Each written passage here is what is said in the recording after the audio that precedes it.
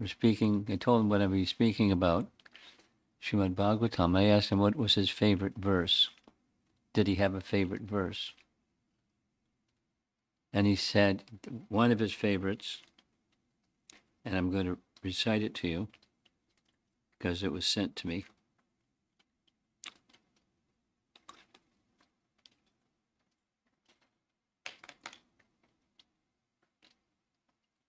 It's Canto 10, Chapter 39, verse number 2. Canto 10, Chapter 39, verse number 2. And it's spoken by Maharaj Parikshit to Shukadev Goswami. Kim alabhyam bhagavati prasane Sri Niketane tatapi tatpara rajan na hi vanchanti kinchana. Sounds like it's spoken by Shukadev to Maharaj Parikshit, not the other way around. My dear king, what is unattainable for one who has satisfied the Supreme Personality of Godhead, the shelter of the Goddess of Fortune? Even so, those who are dedicated to his devotional service never want anything from him. Let me read it again. My dear king, what is unattainable for one who has satisfied the Supreme Personality of Godhead, the shelter of the Goddess of Fortune? Even so, those who are dedicated to his devotional service never want anything from him. Nice verse.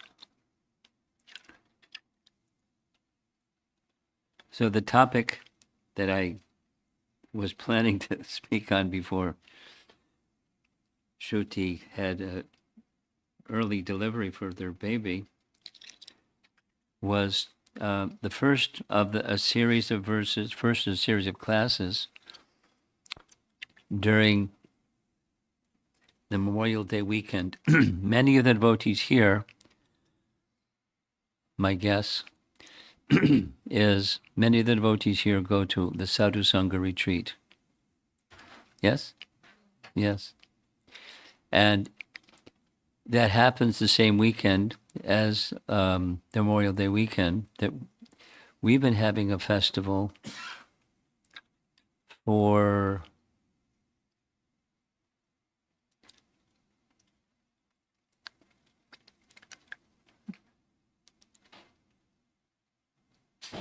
just so you can see the screen.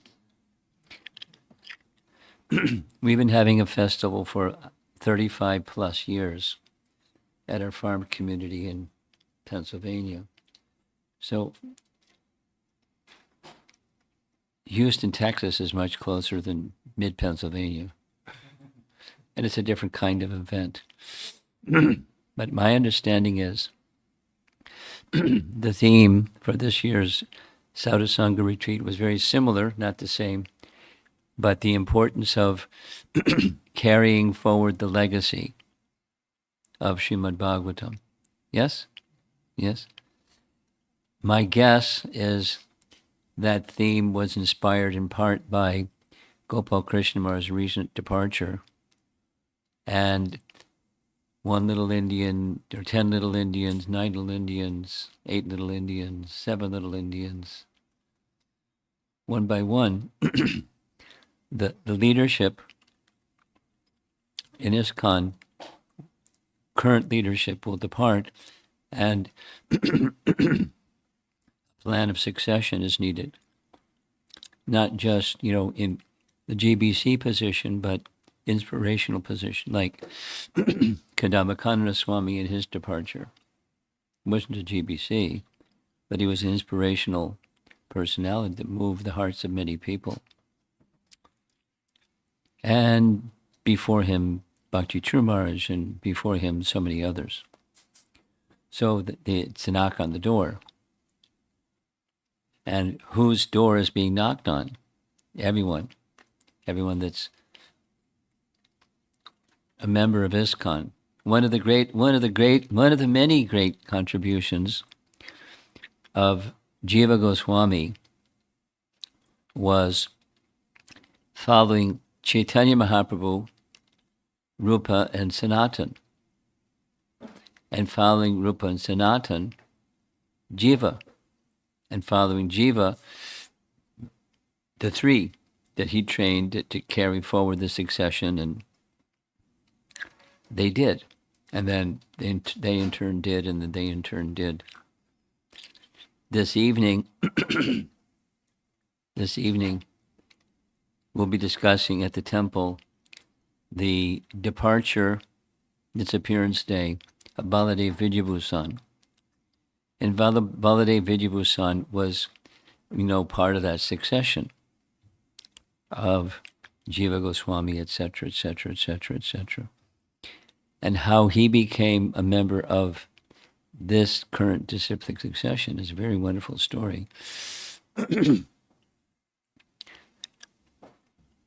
whose responsibility, aside from, the stalwart acharyas, those persons in disciplic succession that are in the acharya-alike position, there's everybody else. Very similar to when Krishna appeared. Before he appeared, he was appealed to appear by Lord Brahma and the demigods because there was a problema. Demons, abundant demons on earth, and causing havoc not only on earth but even in heaven. So they appealed to Lord Krishna or Lord Vishnu at the shore of the Milk Ocean to appear and deal with the demons. So he dealt with the demons. But before he dealt with the demons, he requested the demigods to take birth on earth first. So angsas of those demigods made their appearance in the earthly realm.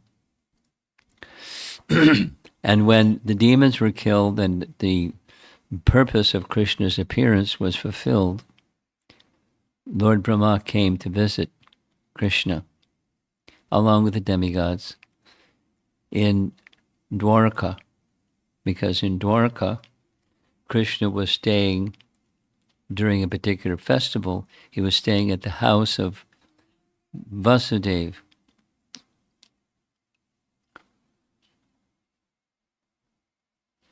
In the house of Vasudeva, there was a big festival, not like what's going to be the festival here on Friday and then maybe Sunday with Madhava, but a different kind of festival. It was sages and brahmanas performing rituals for the benefit of all the citizens in Dwarka.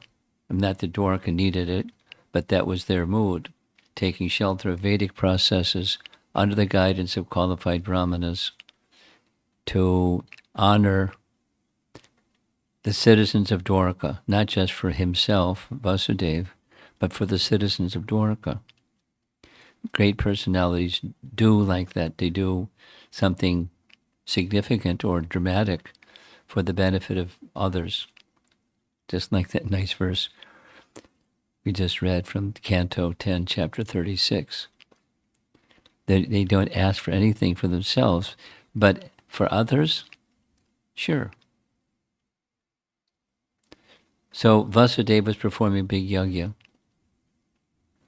And the demigods came. They were there to receive the offerings from the yajna. And on that particular occasion, Lord Brahma requested Krishna for some private time. So he spoke to Krishna saying, "Mission accomplished. Thank you very much." Uh-oh.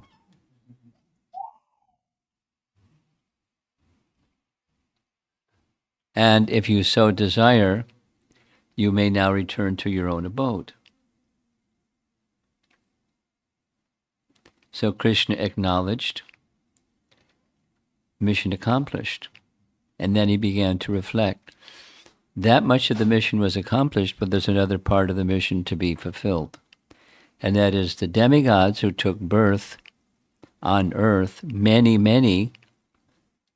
There are two categories: Krishna's eternal associates from the spiritual realm, and many, many, many. The number is given in the commentary. 560 million. Is that right? Million, not thousands, million. 560 million. That's a lot of demigods. So they didn't hang a sign out on the demigod loka saying, out to lunch, we'll back after Krishna's pastimes. Their expansions or angsas of them appeared, and Krishna's plan was to send them back. So many persons, Prabhupada said, Krishna has sent you to assist me. Now, what does that mean? It could be Prabhupada's humility, it could be something other than Prabhupada's humility. But there are many persons who assisted Prabhupada directly. And many of those persons, 10 little Indians, 9 little Indians, 8 little Indians. So now what? Prabhu's, it's in your hands. And the light and the power is Srimad Bahagavatam.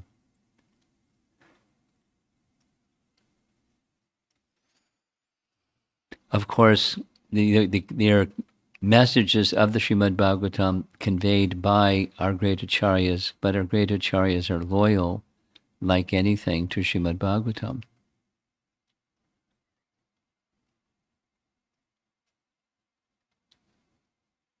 I mentioned last night at the Stanford University program,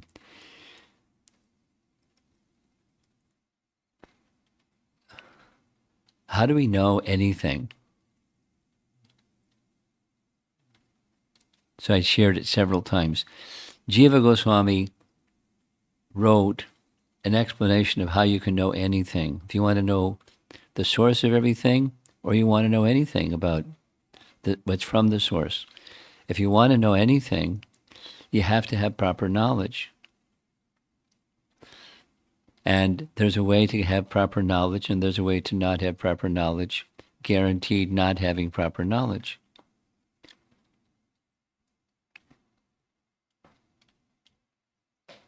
See you later. Maybe in a few years. Kids get restless.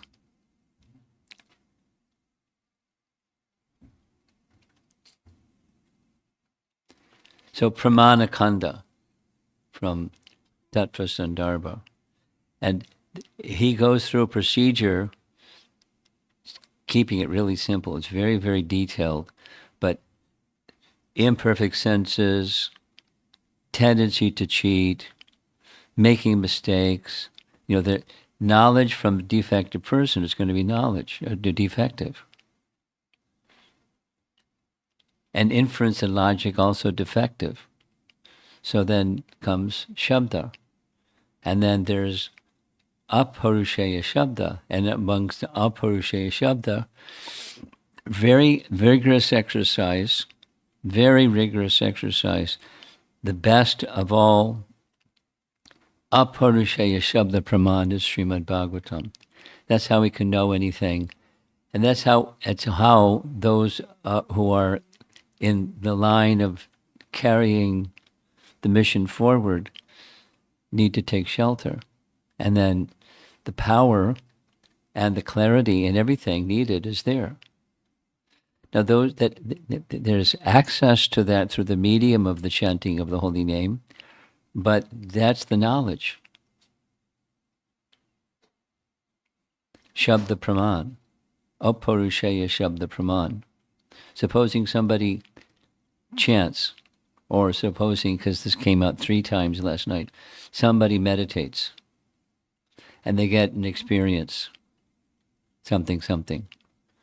And how are they to know if that something is subjective or objective? And you have to have Apurusheya Shabda Praman. So chanting of the holy name must be in tandem with the message of Srimad Bahagavatam. So that's the little soundbite on the Sadhu Sangha retreat, and ours was this one. Srimad Bahagavatam is the refuge for the age of Kali. And so many speakers. It was really nice. Radhik Raman was one of the speakers, and I hadn't heard him speak in person before, and he's good. He's really good. Really good. So I wanted to speak on this one verse 1.3.4 because we'll see shortly. The question that's asked, we'll see the verse from Canto 1, Chapter 1, is, now that Krishna has departed, and with him religious principles, where have religious principles taken shelter now that Krishna is gone? And his shelter giving to religious principles is gone. Where have religious principles taken shelter? Where can one get shelter? And the answer is Srimad Bahagavatam. So that's this topic this morning. Once upon a time, I was a new devotee, some years ago. Seems like lifetimes ago. And one of the things that we did before every Bhagavatam class, it kind of stopped, but I like doing it now. This is Canto 1, Chapter 2, right after the 6 questions. The answers are starting, and this is the preamble for the answers. So let's say the verse together. Narayanam namaskritya naram chaiva narotamam devim sarasatim vyasam tato jayam udirayet. Before reciting the Srimad Bahagavatam, which is the very means of conquest, one should offer respectful obeisances unto the personality of Godhead Narayana, unto Narayana Rishi, the supremmost human being, unto Mother Saraswati, the goddess of learning, and unto Srila Vyasadeva, the author. So these 4 personalities are to be honored before reciting Srimad Bahagavatam. And where religious principles have taken shelter is in Krishna. A little sidebar, but this verse became the title of a book, the first book that Prabhupada had intended to publish, but it didn't get published. This was 1974. You got to take care of something. Go ahead. In 1974, Prabhupada hadn't yet taken sannyas, but he was in his vanaprastha stage of life. He had left home. He tried to establish something in Jhansi, and that didn't work, and something. He ended up in Vrindavan, in a small place, one of the 5,000 Radha Krishna temples in Vrindavan, named Vangsi Gopal Temple. The Vangsi Gopal Temple was actually somebody's house, or a wealthy merchant family had a big property, and in the back part of the ground floor of that big property, there's a courtyard, etc., there's a little altar with the small deities, Vangsi Gopal, Radha Krishna deities. And Prabhupada had a room up the second floor. Not above the deities, but in the second floor. So he would do his cooking in his room and bring the cooking down and offer to Vangsi Gopal. And he lived in a very simple lifestyle, having been through the Grahastha phase of his life. And on a regular basis, periodic basis, he would go to Delhi to do two things: sell copies of his English language Back to Godhead magazine for some funding for printing when he got around to it, or was able to do it, for the first canto Srimad Bahagavatam. So it was fundraising, but the same methodology that he had us do, which was, make members or send Back to Godhead magazines. So he did it. And he was also kind of fishing for larger donor possibilities to fund his travel to America, because he didn't have the means to go to America either. So one of the places that he visited in Delhi, a gentleman that he had made the acquaintance of gave Prabhupada a flyer. The flyer, some didn't say how he got it, but it was an invitation or an announcement of an event that was going to be taking place in Tokyo. Shortly after World War II, during World War II and shortly after, doors were locked. The visas were not being issued to go to America, to go to all kinds of places. And Japan was one of them. But just as the door was opening, a visionary gentleman was advertising an event that was like the new wave. So the event was called the Congress for Advancement of the Human Spirit, which could mean anything. Congress for the Advancement of the Human Spirit. So Prabhupada wrote to the organizer and asked the organizer, please give me a letter that will be sufficient for me to get a visa so I can come and be a presenter. Prabhupada never got the visa because he didn't have the money to get the visa. Didn't have the money to get a passport. Didn't have the money for the transportation to get to Japan. But the man wrote back a letter, and so Prabhupada was contemplating, and he considered his audience. Just like when Prabhupada was composing the Srimad Bahagavatam, his target was already fixed. Not just the English-speaking parts of the world, but specifically spin the globe, and he should go to America. Because a godbrother of his, Ban Maharaj, had gone to England, but more significant than England in the world at that time was America. So his target was America. So knowing the audience, American audience, however he understood the American audience on remote, that was the language for the audience. And for the event that was to take place in Japan, Congress for the Cultivation of Human Spirit, he considered the audience, the Far Eastern people, culturally, they like to appreciate truths of life through scenes of nature, which is true. So he decided Canto 10, Chapter 20. I think it's Chapter 20. It's the autumn season. Autumn season in India follows the hot summer season, the rainy season, and then the autumn season. That's how it goes. So there's a whole chapter in 10th canto that's just that. So he wrote a book that was just Scenes of Nature and Lessons of Life.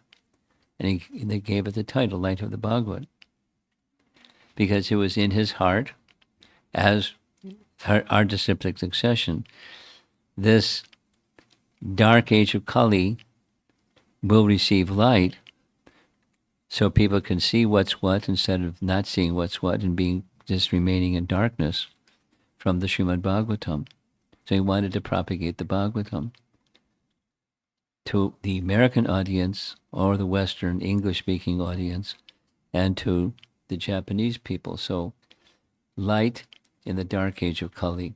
Here's the verse from Canto 1, Chapter 1. It's the very last verse of Chapter 1. The sages, pictured here, headed by Shaunaka with the big beard, is asking some questions of Sutta. They're in the forest of Naimisharanya. It's a very nice painting. And seated on an elevated seat is Sutta. And Sutta was the son of Romaharshan Sutta. And Romaharshan Sutta was a direct disciple of Vyasadeva.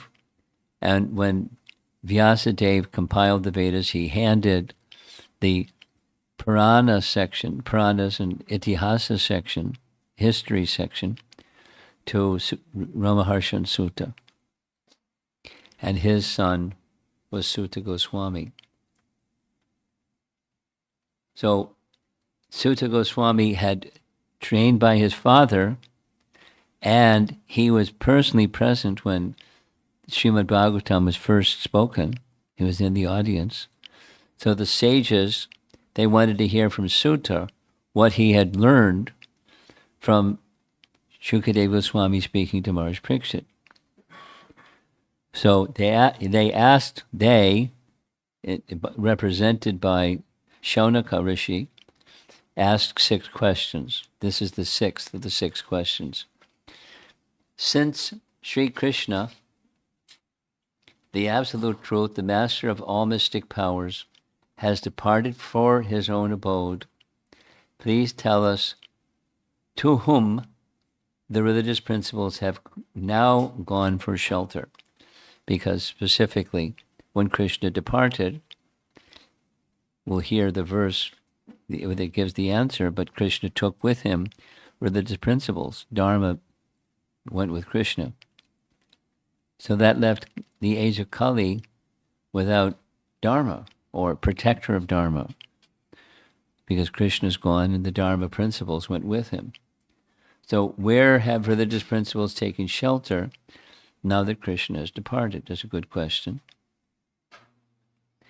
And the answer is right here, 1:3:43, towards the end of the 3rd chapter.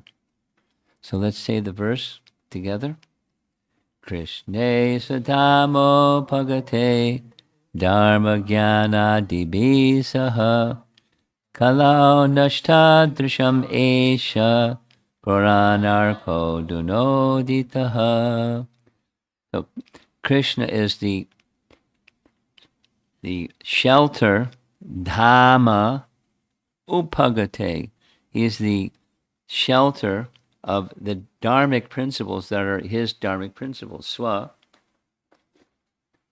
dharma, upagate.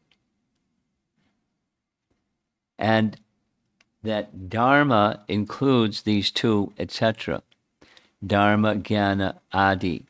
Adi is kind of like etc. Dharma, jnana, etc. Adibihi saha. So Krishna took all those things with him when he left. And kalau nashtra drisham esha. So that which is opposed to the principles of Dharma can be mitigated by the Purana, that Srimad Bahagavatam, the Bhagavat Purana, that's like Arka. And adunoti taha. Here's the translation. This Bhagavat Purana is as brilliant as the sun, and it has arisen just after the departure of Lord Krishna to his own abode, accompanied by religion, knowledge, etc. So when Krishna left, Dharma left, including Dharma, Jnana, etc. So left a dark place.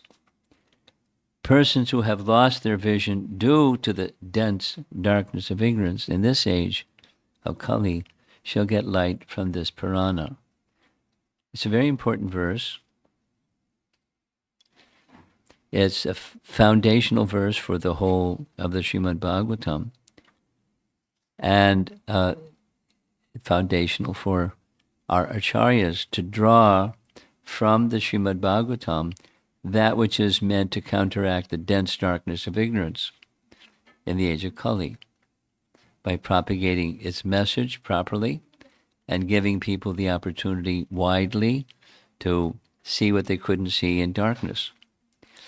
This is a BBT painting meant to illustrate this particular verse. In the upper center, that's Vyasadeva holding up in the air the Srimad Bahagavatam, and from the Srimad Bahagavatam comes light, as brilliant as the sun, and that as brilliant as the sun is Krishna, because the Bahagavatam is a form of Krishna. And Krishna can give light, or the Bhagavatam can give light in the dark age of Kali, where sinful activities are the norm, instead of pious activities being the norm, or what to speak of devotional activities being the norm. So it's a very bad age, if you haven't noticed. It's lots of difficulty. Even good people undergo lots and lots of difficulties for different reasons, but one of the reasons is it's the age of Kali. So when going through difficulties in the age of Kali, where's shelter? That's Srimad Bahagavatam. So I mentioned last night, I'm not going to go this far, I don't think, but I told the devotees last night, because it came out several times, I'm going to attempt to put together a little document that just has the beginning parts of Pramana Kanda from Tattva Sandarbha. There's three parts of Tattva Sandarbha. There's kind of like the introduction, the Mahima section, and then there's the Pramana Kanda, and then the Prameya. Pramana is means to know, and Prameya is what is to be known. Knowledge. Means for knowledge and what is to be known. And then it expands on what is to be known.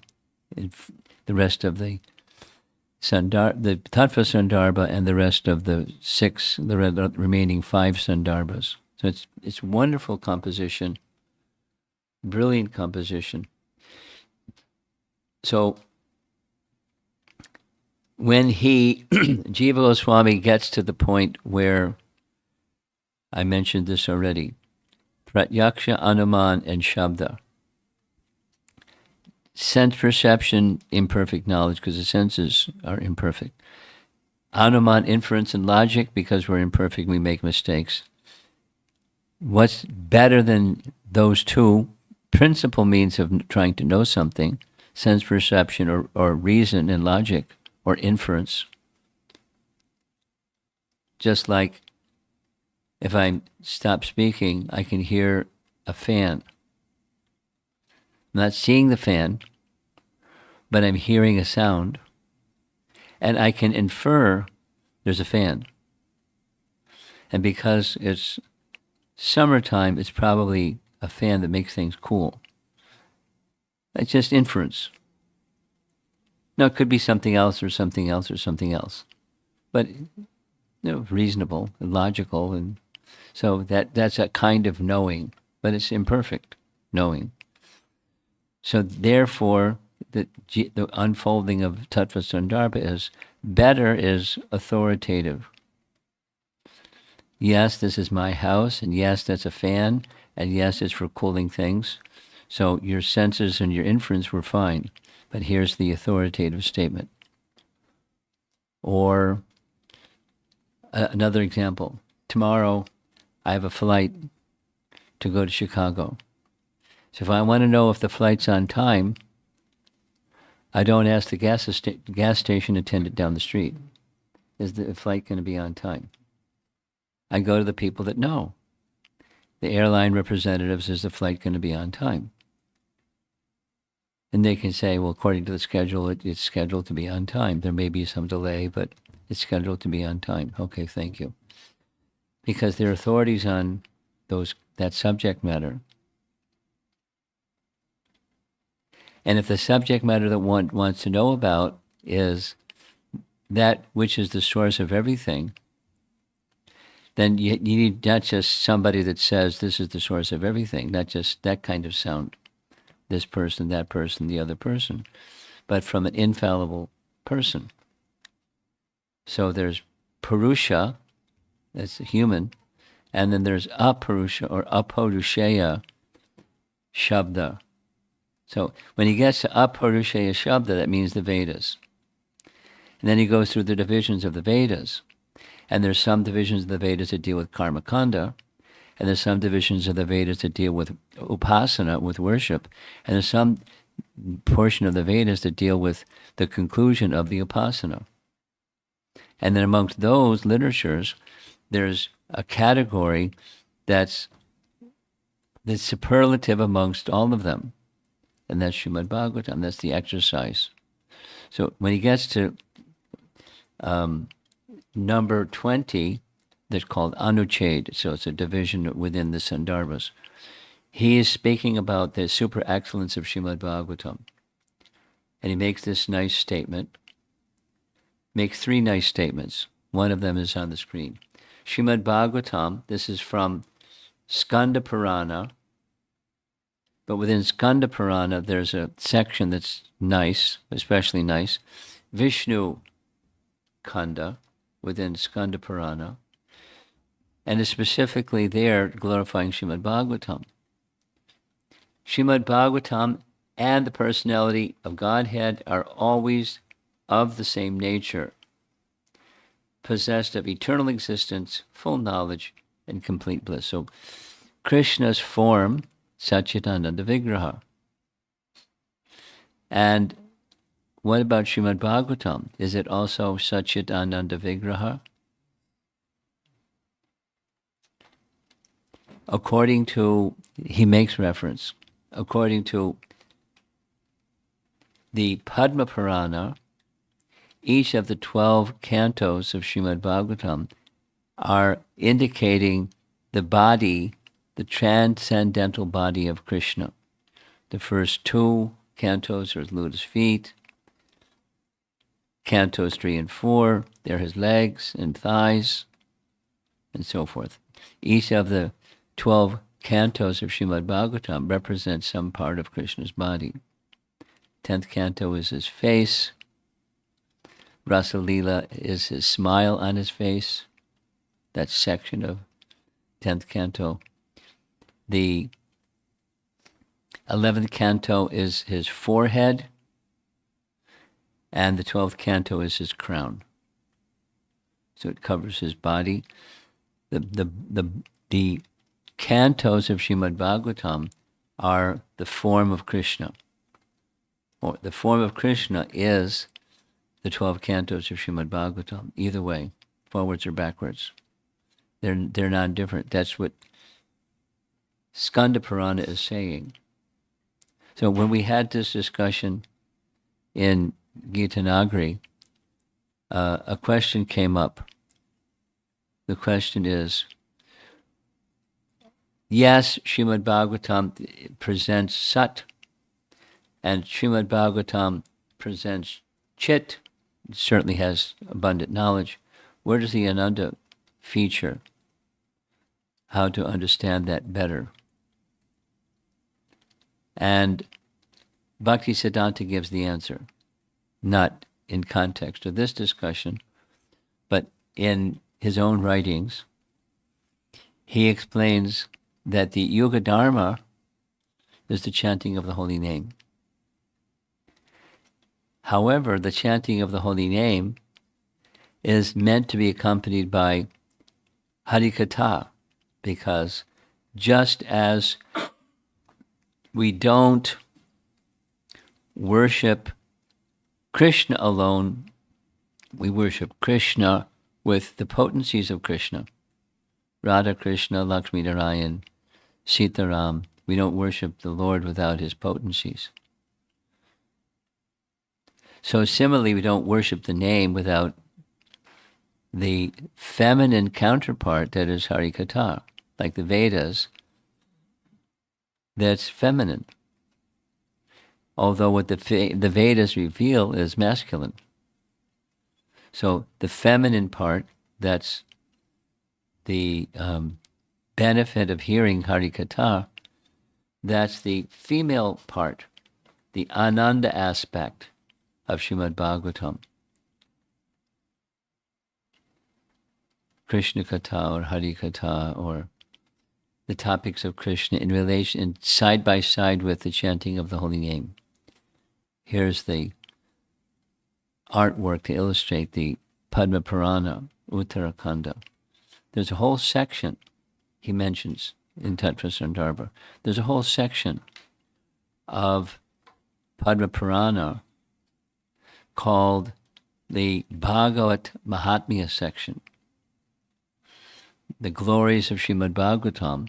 There's a whole section in the Padma Purana glorifying Srimad Bahagavatam.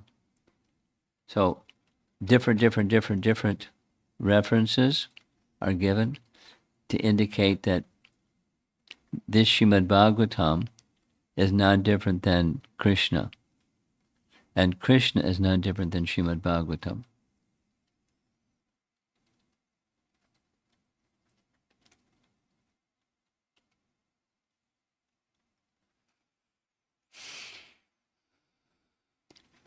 A little sidebar, but it's in relation to the Srimad Bahagavatam is a refuge for the sage of Kali. I was curious, so I asked Radhika Raman, when you did your PhD at Oxford University, what part of Srimad Bahagavatam did you cover? And he explained that his whole PhD thesis was 3 verses from Paramatma Sandarbha. Of course, he made references and abundant references, but 3 verses for a PhD thesis on one part of the 6 parts of the Sandarbhas. So it's how rich is it? And his explanation was, because he just added beyond what my question was, the objective, his understanding of the objective of Jiva Goswami was to explain that the teachings of Lord Chaitanya are the highest. And how do you do that? Well, anyone who's a follower of someone, they want to say the teaching of this someone is the highest. So what was his strategy? His strategy was to say, in Tattva Sandarbha, Srimad Bahagavatam is the highest. And then the next was where the greater part of his work is, and that is the teachings of Srimad Bahagavatam are not different than the teachings of Lord Chaitanya. And then the third is, therefore, the teachings of Lord Chaitanya are the highest. That was his strategy. Very effective and brilliant. So if you want to help somebody that doesn't know who is Lord Chaitanya to accept that his teachings are the highest, just follow Jiva Goswami and you have a very clear path. It has everything to do with Srimad Bahagavatam is the highest, and the teachings of Lord Chaitanya are nothing but the teachings of Srimad Bahagavatam. You won't find something in the teachings of Lord Chaitanya or the teachings of the followers of Lord Chaitanya that's not in harmony with and completely in keeping with the teachings of Srimad Bahagavatam, because their teachings are simply the teachings of Lord Chaitanya, which are the teachings of Srimad Bahagavatam. The logic is simple, the strategy is simple, and it's very effective because Srimad Bahagavatam is the highest. Therefore, the teaching is effective.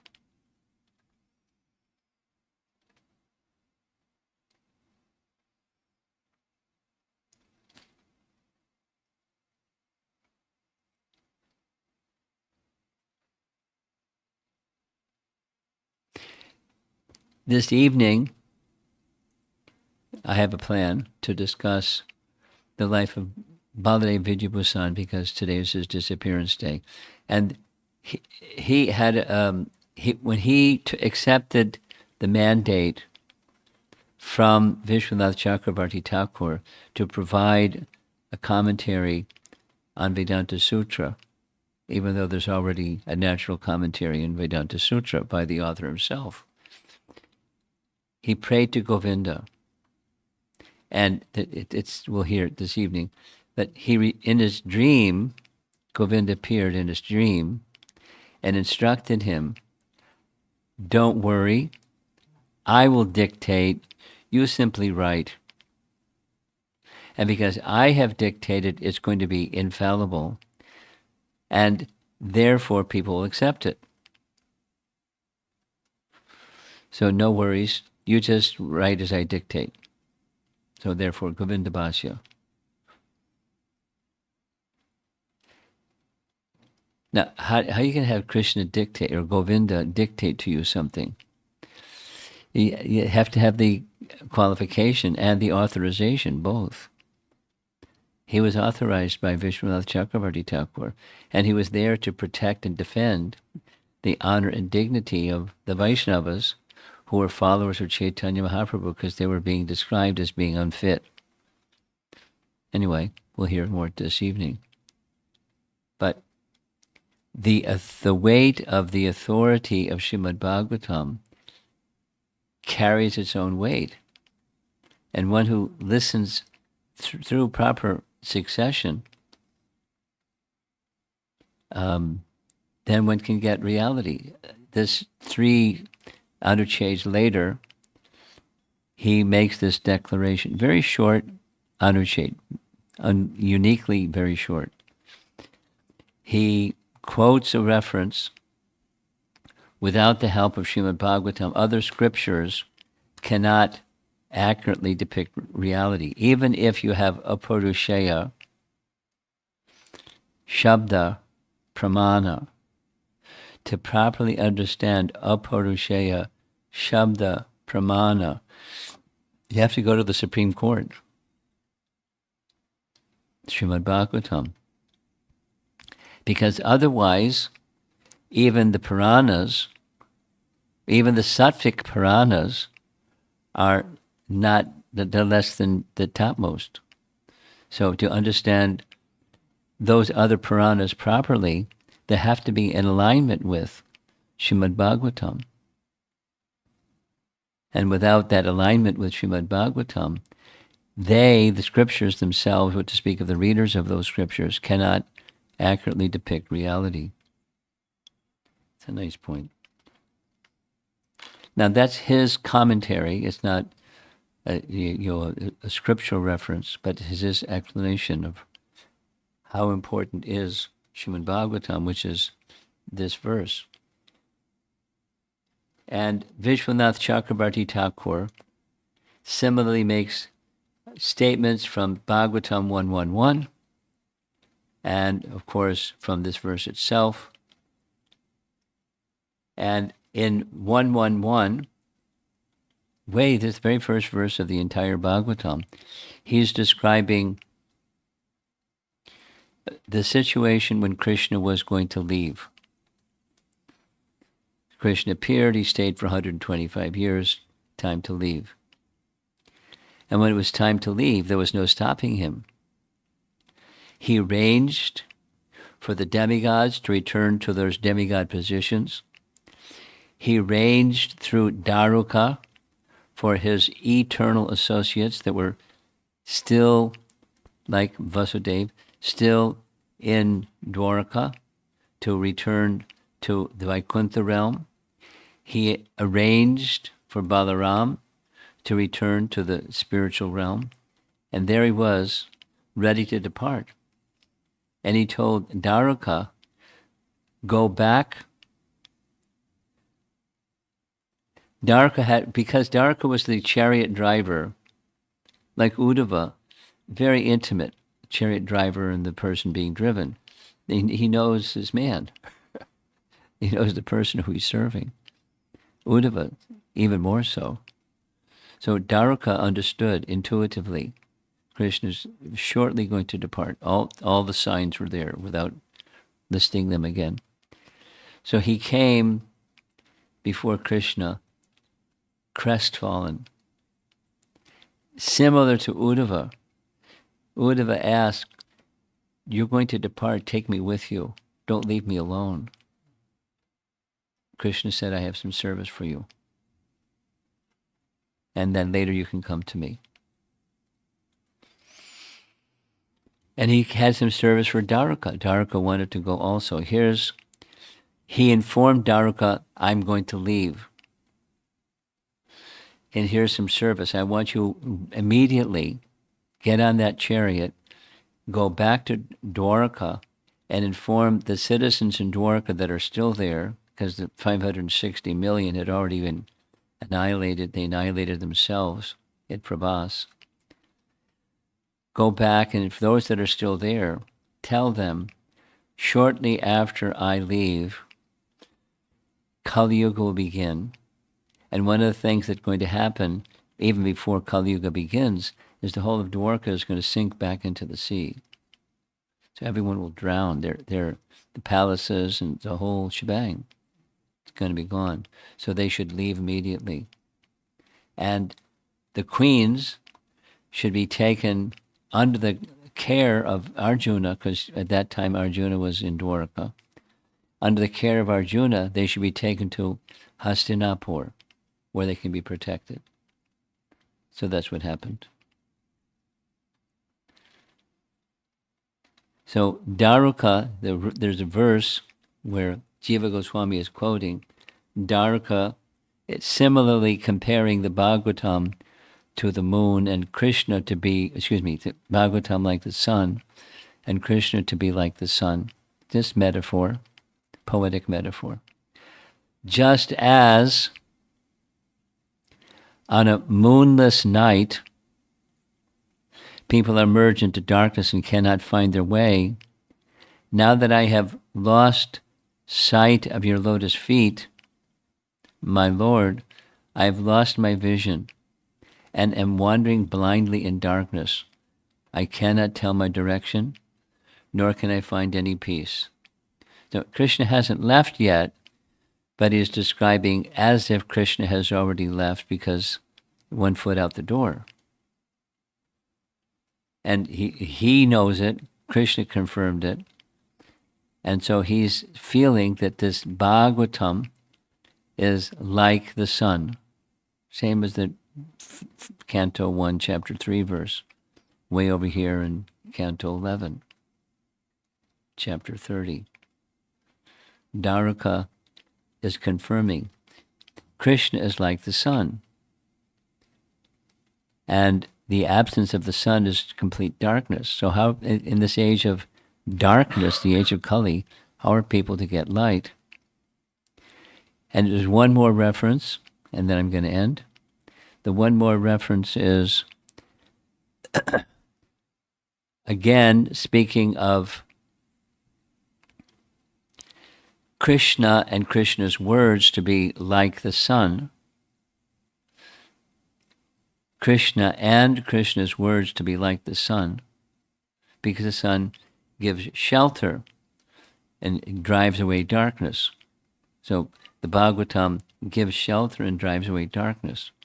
So the scene that he makes reference to is Chapter 3, Srimad Bahagavatam, Canto 3, Chapter 2. In Canto 3, Chapter 2, we find Vidura, who was on pilgrimage. Vidura left Hastinapur when he was insulted and just totally ignored by Duryodhana. So he just left. He left his bow by the door and departed. He went on pilgrimage to purify himself from the contaminating association of being with being with Duryodhana and the Kauravas. So he's on pilgrimage, the whole of India pilgrimage. And at this particular Canto 3, Chapter 2, he's already been to Prabhas. He already knows that the annihilation of the Yadu dynasty has taken place by themselves, by this fratricidal war. And then he leaves that place and goes further in the direction of Badrinath, but not all the way there. And lo and behold, in the middle of a forest, he finds Uddhava. And when he sees Uddhava, it's like, Uddhava, how nice to see you. And because you're seeing Uddhava reminds one of Dwarka, he starts asking about everybody in Dwarka. Although he knows, he just doesn't want to say it because it's not nice speech. Oh, by the way, Uddhava, in case you didn't know, the whole of Dwarka went into the sea and everybody left and boo-hoo. So he didn't say that. How's Balaram? How's Vasudev and Devaki, and how's this one and how's that one? And because you see Uddhava, you think of all those people. He's such an intimate associate of Krishna in Dwarka.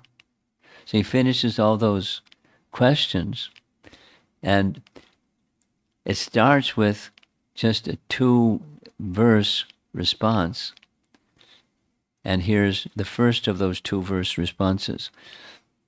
He says to Vidura, the sun of the world Lord Krishna has set, and our house means they're of the same royal family, our house has now been swallowed by the great snake of time. What can I say to you about our welfare? And then he presents a verse where his final words to Krishna were in relation to Uddhava's final words in relation to Krishna were, I heard that you gave very clear instructions to Lord Brahma about the nature of the absolute truth. Now that reference goes back to Canto 2, Chapter 9. In Canto 2, Chapter 9, there's a description of Brahma appears from the stem of the lotus of Garbhodakshay Vishnu, and he starts asking, looking in the 4 directions, where am I, who am I, where have I come from? He reasons, if I climb down this stem, I'll find my source. He climbs down and down and down. He can't find the end of that stem. He hears tapa 3 times. He goes back up the stem, does tapasya for 100 celestial years. And then suddenly, Lord Vishnu appears in the midst of darkness, because there's nothing. There's no sun, there's no moon, there's no flashlight, there's no cell phones. There's nothing. Darkness in all directions for 100 celestial years. And then Lord Vishnu appears just in the midst of nothingness. And with Vishnu comes the whole of the Vaikuntha Loka, and the different energies by number and then by name and so forth and so on. And he comes before Brahma, and Vishnu stands to greet Brahma and extends his hand, shakes his hand, like tactile, and said, Brahma, you pleased me very much by your 100 celestial years of austerities. You can ask from me for anything you like. And please know that all truths will reveal to you within your heart. Ask anything you want. And the one thing that he asks for is, Brahma wants to know what is it from which everything has come, and how does it work? Like the absolute truth. So Uddhava asked Krishna, all of that what you explained to Brahma, could you tell me also? And he didn't give the whole explanation of what Krishna told to Brahma. He just asked the question. The assumption is Krishna gave the answer, although it's not in the verses of the Bhagavatam. And that's how the discussion with Vidura comes to a close, and all of a sudden, Uddhava becomes unable to speak, immersed so deeply in absorbed thought of Krishna. And then after some time, he gathers himself and begins speaking, and he speaks wonderful messages to Vidura. There are two places. One is before Krishna left for Prabhas, while still in Dwarka, the whole Uddhava Gita section is told. This is Uddhava falling at Krishna's feet, appealing to Krishna, "You're going to leave, please take me with you." And Krishna instead gives Uddhava Gita and tells Uddhava, "Take this message that I just gave you and carry it to Narayana Rishi in Badrinath. Because I didn't get a chance to visit there, you go as my representative, and later you can come to me." Another painting of the same there in the palace in Dwarka. And then later, Uddhava leaves under Krishna's order, but he doesn't get so far. He's too much feeling separation from Krishna, so he doubles back, and he finds Krishna Prabhas in the scene that you see here. Krishna is leaning against a young pipal tree, and in the person behind him, that's Maitreya. He happens to be eavesdropping and hearing the whole conversation, just those three. And similar painting. This is another nice BBT painting. And this is a non-BBT painting, but it's the same scene.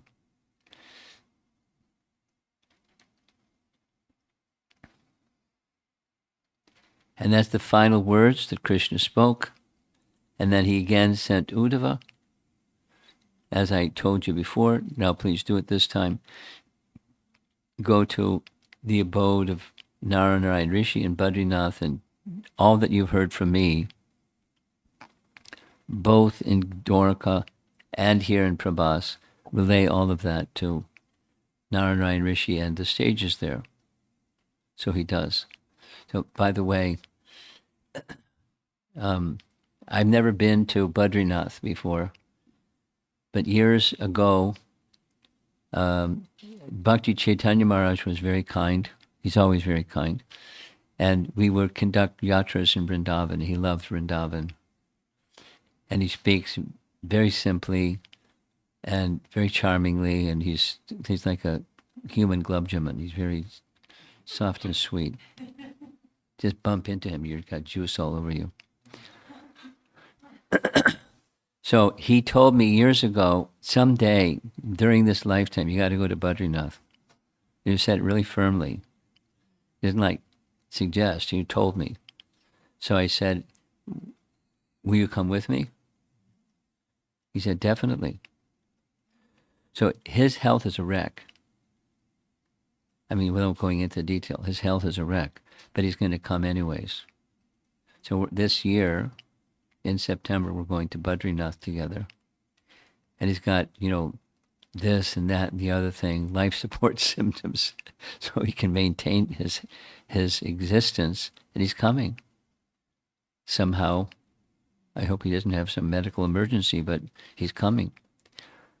And, to this very same place that Uddhava was sent by Krishna, to Badrinath, where Narayana Rishi have their ashram. And I don't think we're going to see Narayana Rishi because we're not qualified like Madhvacharya was to see them in person and get confirmation from the incarnation of the Supreme Lord that his understanding of the Vedas was correct. But Badrinath is a very special place to Krishna, and within the pages of Srimad Bahagavatam. And to add to this is the last slide, the light of the Bhagavat. That's our little presentation on 1.3.43 Bhagavatam.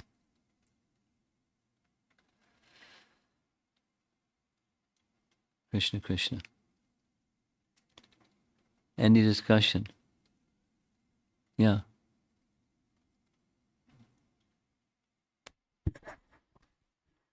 Hare Krishna Maharaj. So Maharaj, even though we know that Srimad Bhagavatam is the topmost literature, but in the Srimad Bhagavatam also we see sometimes mixed devotion are mentioned.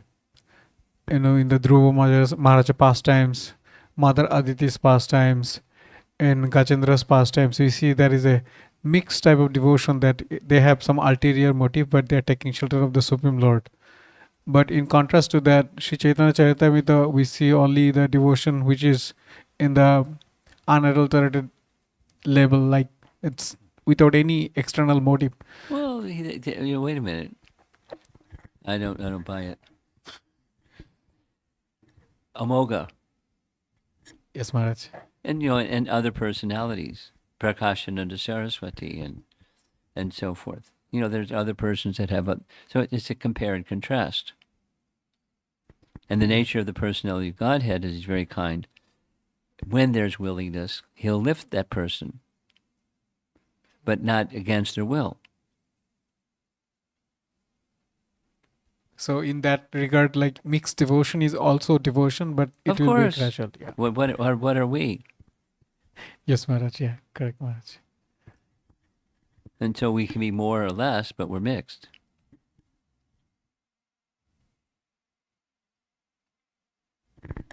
And there's a process to get to unmixed. It's called the Narta Nivritti. And doing what we're doing right now, Bhajana Kriya. Thank you, Maharaj. Anything else? Yeah. Thank you so much, Guru Maharaj.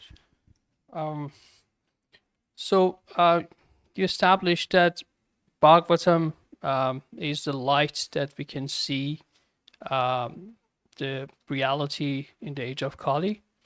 Would you please give us some practical experience that referring to Bhagavatam, the light of Bhagavatam helped to see, it's like what's the path to take in your experience, it's like either in GBC or dealing with the issues that disciples are facing.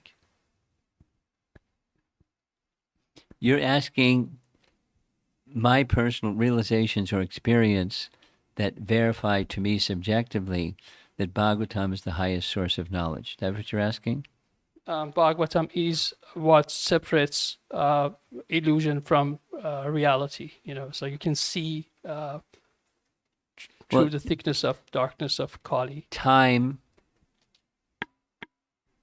and application of the teachings give that realization. I mean,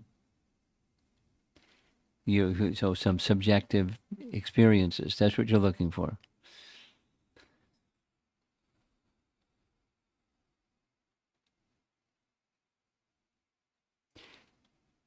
It's what Prabhupada says about the Bhagavatam,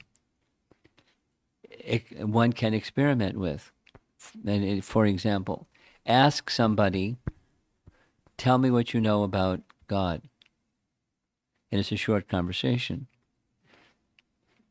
Where does he reside? What does he do? What does he look like? What are his activities? What are the varieties of loving dealings that he has? It's a short conversation.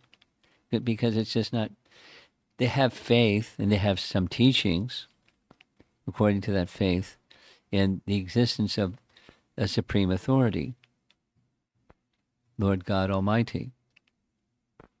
Amen. And so the Bhagavatam gives so much more. And because there's so much more, it's just not just more, It's stimulation for ecstatic love. It invites the recipient into a more complete, not information set of understandings, but relational set of understandings, and that's subjective. Objective, comparing, and then subjective. So I just heard something yesterday from Kanka. You know who Kanka is? God's sister, Prabhupada disciple. We were initiated the same day, 1971. Huh? Saw the video. You saw what video? Oh, okay. But she's told this little story during Prasadam. So the little story during Prasadam was,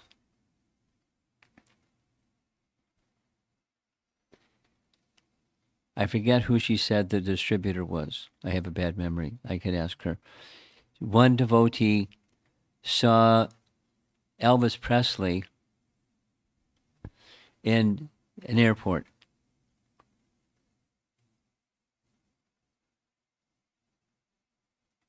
I think that the person was Sunita.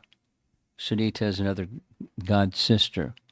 And Sunita's Indian, small-bodied, looks like a strong wind could blow her over. She's not like, a tough-looking person. So she approached Elvis Presley, and the guard said, "Get away." And he said, "No, I want to speak with her." And he spoke with her for half an hour. This is Kanka. I wasn't there. I didn't hear it from Sunita. And at the end, he took a Bhagavad Gita. And then sometime later, Sunita and somebody were passing through London in the Wax Museum in London of great personalities, and you press a button and then that great personality says something in their voice. It's not, auto-generated, it's the person's voice recorded. And he says something. At the end, he says Hare Krishna. At the end. So he obviously edited, approved, and said Hare Krishna. So it impacted him.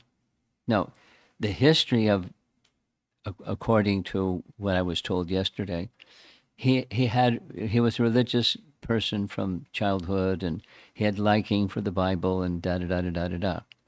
But, Bhagavad Gita touched his heart. And, for a person of that stature, if it, assuming it's true, the report that's in this wax museum, that's what he said, Hare Krishna. So, it touched his heart. That's profound. I mean, besides just nice, it's profound. Bhagavad Gita is not ordinary literature, etc.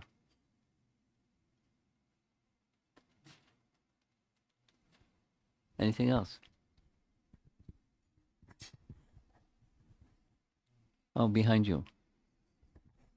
So, what I understood from the class today was that, Say it again.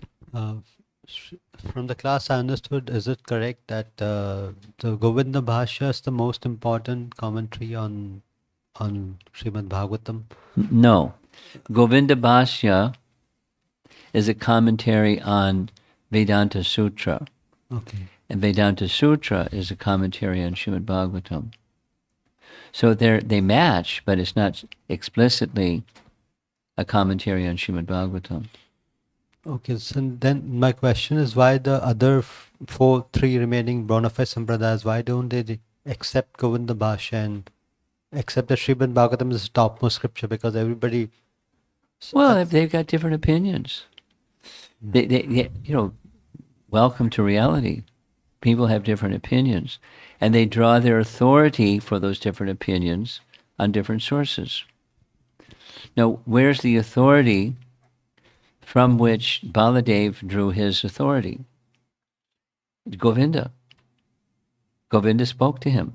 But before Govinda spoke to him, he was thoroughly trained by Vishwanath Chakravarti Thakur. And before Vishwanath Chakravarti Thakur, we're here this afternoon, Radharaman Das Goswami in Puri trained, explained, and then trained Baladev in Puri before he went to Vrindavan in the Sandarbhas of Jiva Goswami. And he was very attracted, in contrast to the teachings he had heard from Madhvas. So he went to Vrindavan. And he was further trained from Radharaman Das Goswami, who was in our disciplic line, by Vishwanath Chakravarti Thakur. So he was trained in the Srimad Bahagavatam, and he was then requested to make a commentary on Vedanta Sutra. But Vedanta Sutra has already a natural commentary. So his commentary on Vedanta Sutra is a one-to-one correspondence with Srimad Bahagavatam. Now the language is different, and the sequence of the sutras is different than the sequence of the chapters and cantos of Srimad Bahagavatam, but it's identical. Chronologically different, but philosophically identical. So does that answer your question? I mean that commentary is Which commentary? Govinda Bhashya? Yeah, which makes the sampradaya bona fide, right? Is that what I understand correctly? Yes. Yeah. We'll hear it this afternoon, or at the temple for the Sunday feast. But there was the little history. Once upon a time, the Sri Vaishnavas had a split. Some went this way, some went that way. And there was a group that went that way, and they migrated. They had 4 main headquarters, and one of those 4 main headquarters was very near to Jaipur, in a place called Galta Valley. And the place in Galta Valley was Ambar. So they had a big temple of Ramachandra, not far from Jaipur. And the kings of Jaipur, generation after generation after generation, they were maintaining, through the riches of the kingdom, the temple. And then something happened, historically. One of the kings, King Jai Singh, started developing a liking for Lord Chaitanya's teachings. And therefore, to protect the deities, Govindaji and others, he arranged for the deities to be taken to a safe place under his care in his kingdom. So they were transported safely. And then he, Jai Singh, had greater affinity for Govindaji than their temple. I mean, that's how it was competition for who's going to maintain us now.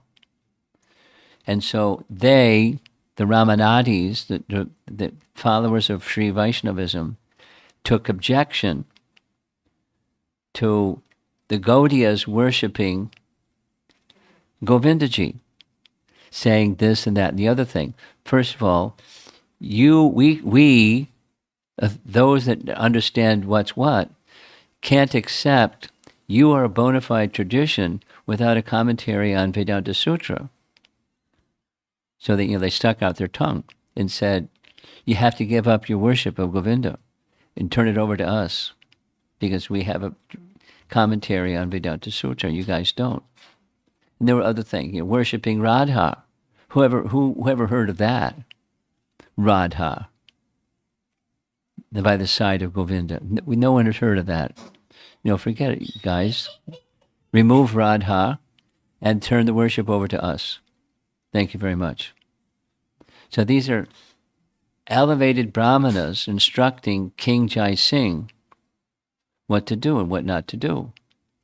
Remove the Gaudiya pujaris from the worship of the deity, because they're not qualified, because they don't have a commentary on Vedanta Sutra. And Radharani's got to go. So that was a problem.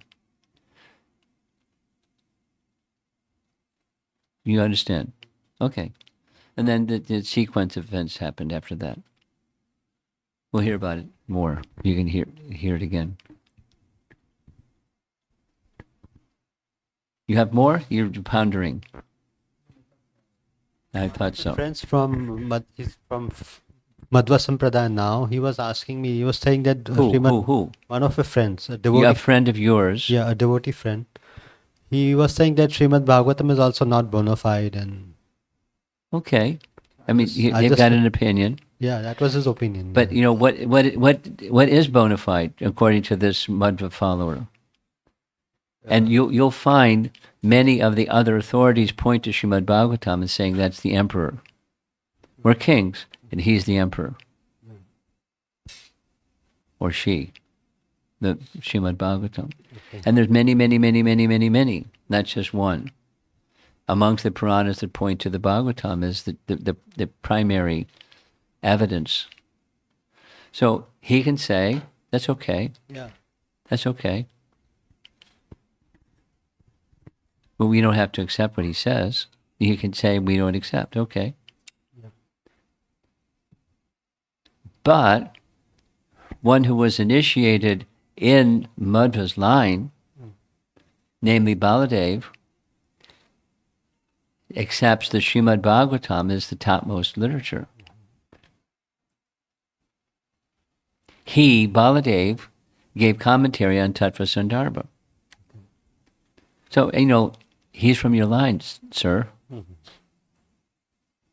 So you say, and Baladev says, now who am I to accept? And we go to so I'm going to, I don't have the time to do all this, but I said I would do it, so I'll do it. I'll make, a little document that's just a cut and paste from that section of Srimad, section of Tattva Sandarbha that says Srimad Bhagavatam is the topmost authority. You'll get a copy, okay, and then you can send it to your friend, and he can, yeah, make a fence if he wants to. yeah. I can. I think he'll do that. So, Okay. But make it clear, Baladev was trained and initiated and took sannyas in the Madhva Sampradaya. And after some time, he, unlike you, came in contact with Jiva Goswami and his Sandarbhas and became very moved. So he wasn't like, just a groupie. He was moved.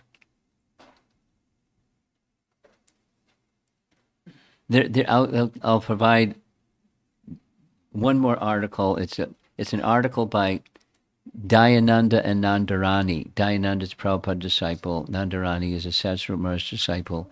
And together they wrote an article in Back to Godhead about the life of Baladev Vidyabhusan. It's a Back to Godhead article.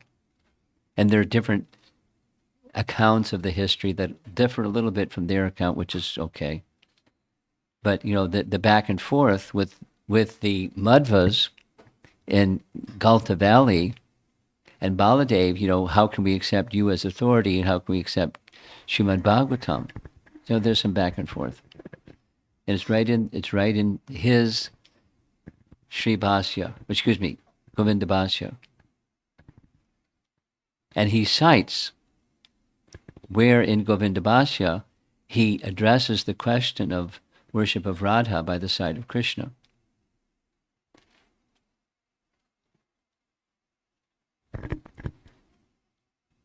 Everyone likes a little controversy. Yeah. Yeah.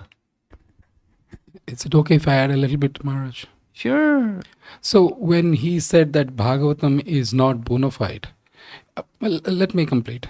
Madhvacharya or Ananda Tirtha wrote so many commentaries, and one of them was Bhagavata Tatparya Nirnaya, which gives the conclusions of Bhagavatam No, it's Mahabharata. No, Tatparya. he also wrote Bhagavata Tatparya Nirnaya. Really? Yeah, he wrote Mahabharata, Bharata Tatparya Nirnaya, Bhagavad Tatparya Nirnaya. He wrote both of them. So, if you are a Madhva follower, you be acquainted with your own writings, and then you can bring up saying that it's not bona fide. I didn't know. Okay. Okay. Well, I was unaware of what you just said. So you can point him to that reference before, before the afternoon. And find out where it is so he can go look it up. And he can, you can say, I don't accept. Yeah, okay.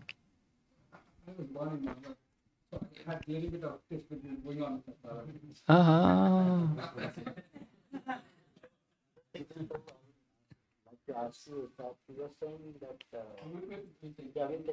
Offline, okay. Anyone else? Yes. Hare Krishna. I Maharaj. imagine at the temple this afternoon it's going to be fireworks. Go ahead. So after studying Srimad Bahagavatam, what are some ways that we can meditate and ponder What upon? are some ways that we can meditate? Because